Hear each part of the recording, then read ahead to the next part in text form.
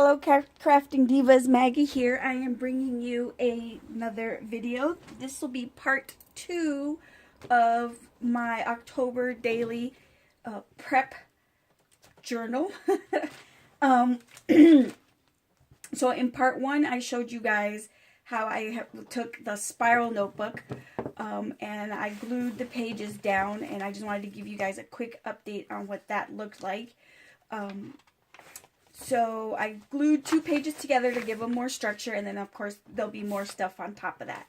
Now, as you can see, I have taken the spirals, or the metal part of the spiral off, and have put these huge binder rings in there. I am not sure what I'm going to do actually, so that's why I used these big huge binder rings. After I had glued everything down, the spiral wasn't thick enough. I didn't like that it kind of compressed everything here, and I was afraid it would start tearing it. So what I did is I just took this, I bound everything together first. I clipped it and used binder rings to hold it together, and then I just kind of unfurled the spiral. Now, originally I had just taken the spiral out and made it kind of bigger, so that it kind of sat, but it was short at the top and the bottom, and I didn't like that when you opened it, the corners kind of kept getting stuck. So as of right now, I'm not sure exactly how I'm going to finish this book, as far as like binding it. I do not believe I will leave it with these huge binder rings. If anything, I might get some smaller ones, but what I do like about having the binder rings is that it'll give me the opportunity to make it as thick as I want. I can, because you know, I'm going to be adding more pages to it. I'm going to be putting pictures and all kinds of things. So I do like that option, that I can add stuff to it. I also like the option that I could add plastic pages to it. So if I get, for example, if I do a swap, a pocket letter swap, I can slide it in here and it'll look really cute.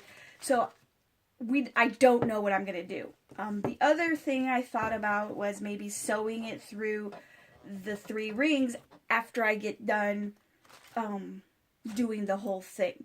But anyway, let me know in the comments your ideas of what I should or could do with this book at the end. And mind you, I'm going to go through and decorate it and go through the whole month of October before I make a final decision on what my binding is going to be. So at any rate, this is what I have. I'm going to give you guys a really quick flip through because some of the pages, they all came out textured with the wet decoupage glue. I used decoupage glue. So they all came out kind of wrinkly, which is fine. I don't mind. I like it. I like the varying texture. I like that, you know, this is especially because it's going to be Halloween. It's going to give it a very different grading depending on what I use. Some of these splotches you see is because I was using a scrap piece of parchment paper that I had spritzed on. Again, I don't care. I don't mind. I don't look for perfection because I'm going to be layering different things on here. So there's that. And then the other thing I wanted to show you really quick is some of them, if I can find one, I kind of left the top open to start creating pockets. Here's one of them. You can see that right here. Now, you know, to put goodies, to put pictures, to put, you know, whatever I want in there. So that is a pocket. And then I did that throughout the book. I'm not really sure how many pockets I have in here, maybe 4 or 5. And then the final thing I'd like to show you guys is this. So this is one of the scrap piece of parchment paper that I was using to kind of wedge between the pages so that they glue, if it seeped through, especially in the little holes, that they wouldn't all stick together.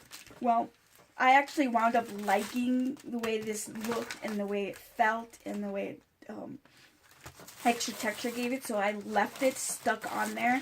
And I think I did that with 2 pages because it just so happened to have so much glue on it that it kind of stuck. Here's the other one.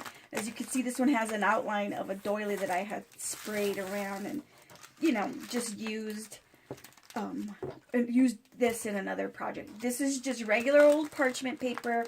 I believe I bought it at the Dollar Tree, and then I glued it, let it dry, and then cut all the way around it. So that's what I have. I haven't decorated anything. That'll come as,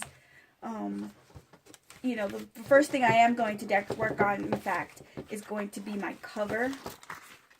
So the first thing I'll work on is my cover. Oops. Ugh, good grief. And then I'll work on the back cover, I think.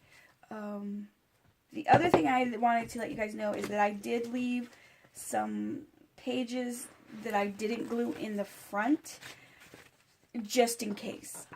Like I said, I'm not really sure where I'm going with this. This is my first run at it, so I really wanted to, you know, take my time and go through it. It took about 24 hours for the book to completely dry. I did use my hot tool in the middle of it, but really it was damp, and I just kind of just let it sit. So yeah, this took about 24 to 48 hours for it to dry the way I like it. Now you could probably immediately start working on it, but I chose not to. And so now I'm comfortable with what I have, and I will be working on the rest of it. Well, again, that's all I have for you guys today. Make sure to comment below on ideas for binding.